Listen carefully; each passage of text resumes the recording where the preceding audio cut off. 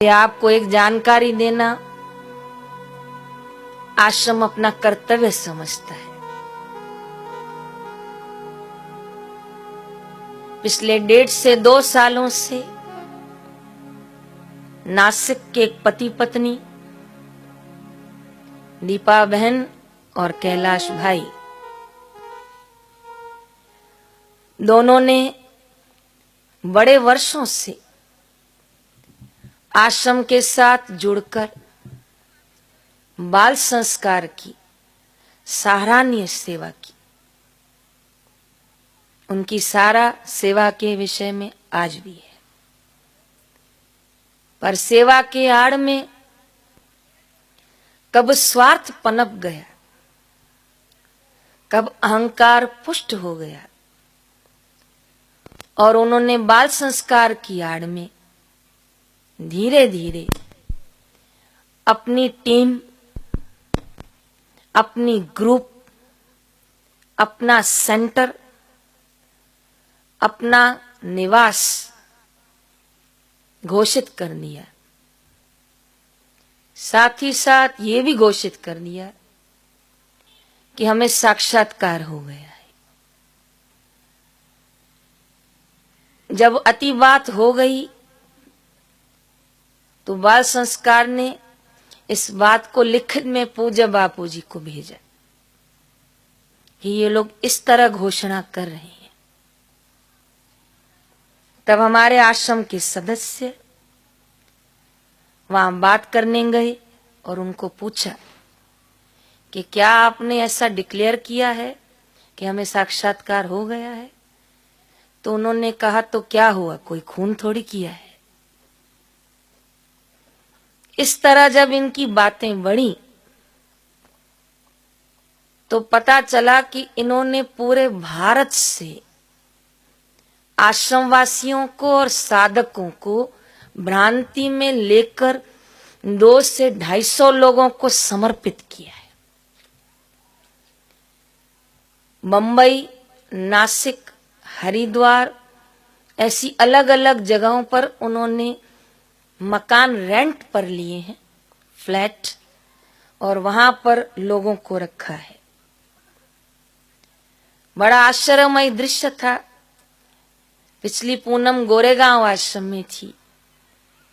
वहां 12 साल का लड़का हरिश्चंद्र, उसने मुझे बताया, दीदी मैं इस टीम के साथ नासिक से हरिद्वार गया, नासिक वाली टीम के साथ। मैंने कहा तू तो निर्दोष बच्चा है, सच बता वहां क्या करते हो आप लोग? कहा दीदी वहां दीपा बहन का फोन आया था कि इनको पीके मूवी दिखाओ। मैंने कहा वो क्या है? तो कहा वो एक ऐसी मूवी है, पिक्चर है ऐसी, जिसमें हिंदू देवी देवताओं का विरोध किया गया है। और दीपा ने कहलवाया वहां से, जो ये देखेगा उससे आत्मज्ञान हो जाएगा। जयराम जी की।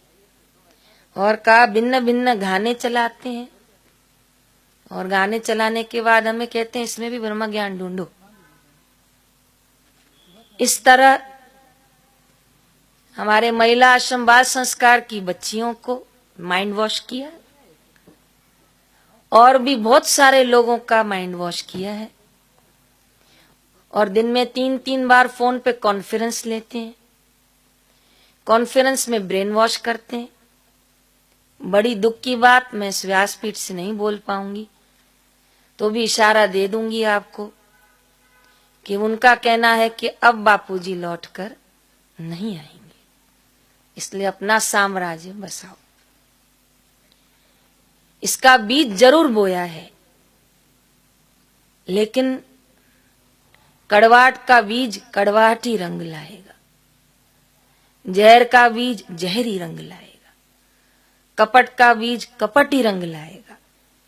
जैसे जैसे साधकों को सत्य पता चलता जा रहा है, क्षमा याचना मांग के फिर से आश्रम में प्रवेश कर रहे हैं।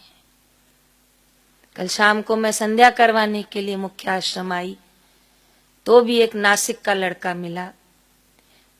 वो उनके ही टीम में जा चुका था। तो मैंने उसको पूछा तू यहाँ कैसे? तो कहा दीदी वापस आ गया हूँ। मैंने कहा बहुत अच्छी बात है, फिर तो नहीं जाएगा? कहा नहीं, अब नहीं जाऊंगा, लेकिन आप मेरे माता पिता को सत्य बता देना। कहा जरूर, मैंने नासिक जाऊंगी, मैं उनसे जरूर बात करूंगी। आज इस शिविर में मुझे यह मुद्दा खोलना पड़ा, उसका कारण है क्योंकि कहीं आसपास आपके बच्चियां और बच्चों को 1.5 साल घर छोड़कर हो गया। कहाँ है? आश्रम में है। वो हमसे पूछते हैं, हमारे पास उनके बच्चे नहीं है।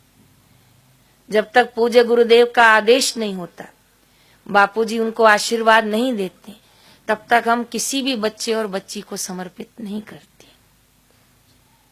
तो वो अपनी मर्जी से बच्चों को समर्पित कर रहे हैं। आप इसकी शोध करिए।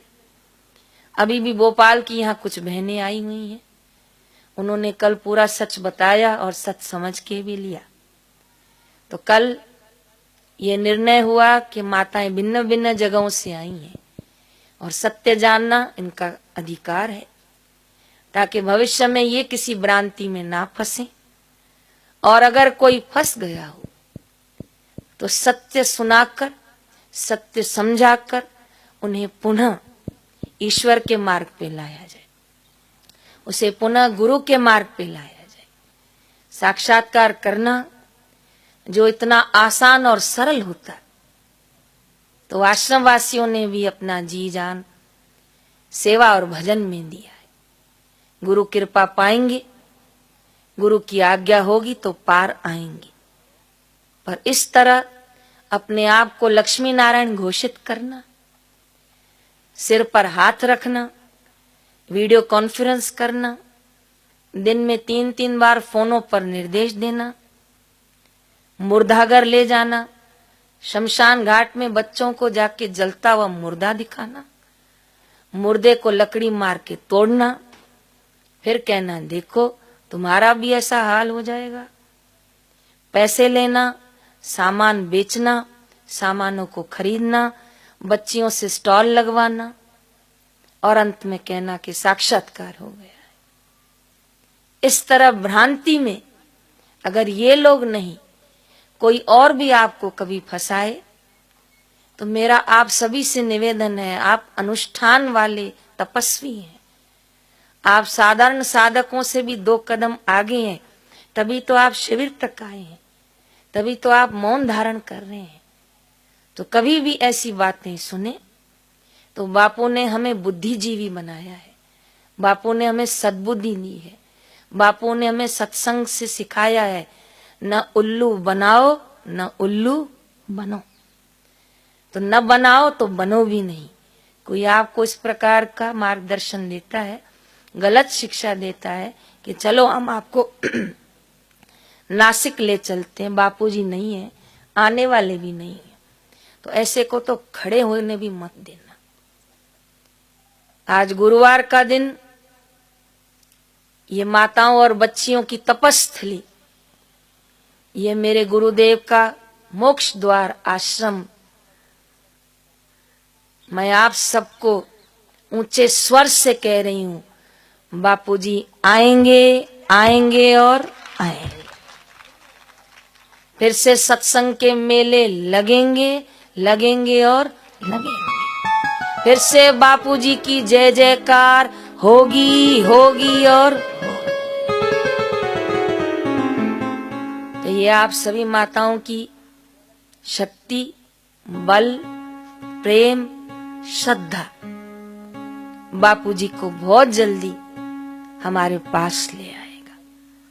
पर निवेदन, रोडों पे लिखा होता है सावधानी हटी दुर्घटना घटी। तो ये आज मुझे शिविर में बोलना पड़ा है। हमारा उनसे न राग है न द्वेष है, पर हम सावधान तो अपने साधकों को जरूर करेंगे। अगर नहीं करेंगे तो साधक भ्रांतिवश कहेंगे कि हम आश्रम आए थे, हमें क्यों नहीं बताया। इसलिए आश्रम में आए हुए सभी साधकों को सूचित किया है और आपके आसपास भी ऐसा दृश्य देखो, कोई भ्रांति के वश कहीं समर्पित हो रहा है, बाल संस्कार केंद्र के नाम पर रात को 11-11 बजे तक घर नहीं आता है, तो आप अवश्य उसे रोक डालिए।